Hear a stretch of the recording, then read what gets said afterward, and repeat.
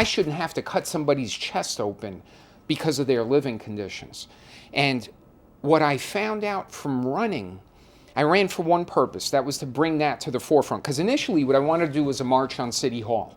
And then I'm in this group called Community Voices Heard, where you have all these really smart women who live in public housing who are trying to get the message out. And I said, we're going to do this march on City Hall. I wanted to get, 500,000 people who live in public housing to march that. And then COVID hit.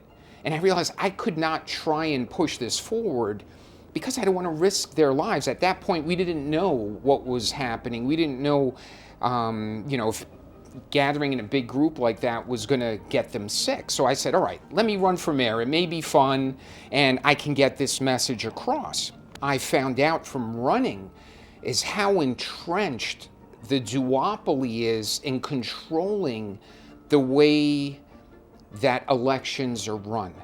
Both the Democrat Party and the Republican Party. It's not like one is better than the other one. They're both guilty of the same hypocrisy. And I figured, let me run as an independent. I know I'm not part of any political machine. There's no way I can win, but at least let me get this message out. And what I found out, you cannot get that message out because the media, the press, they have their own agenda. So I figured, I've given many interviews. I was been on many shows talking about medicine. They'll know I'm not, that what I'm talking about is real. I could not break through. And this was a decision made by Governor Cuomo when he was in his position.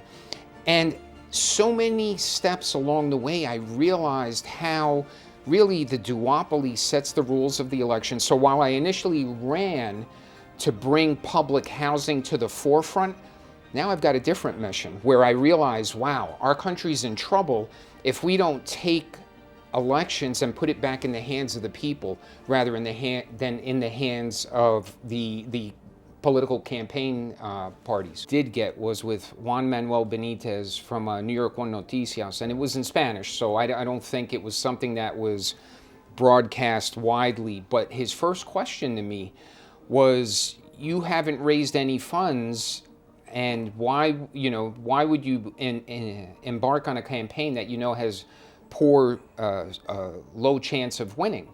And I told him that's why, because the problem is you just judged my campaign on money. Right. And so we talk about corruption all the time, but corruption is a prerequisite for candidates that are considered viable. Right. The parties are the parties. They've been around for a couple of 100 years, and they really contain and control this city.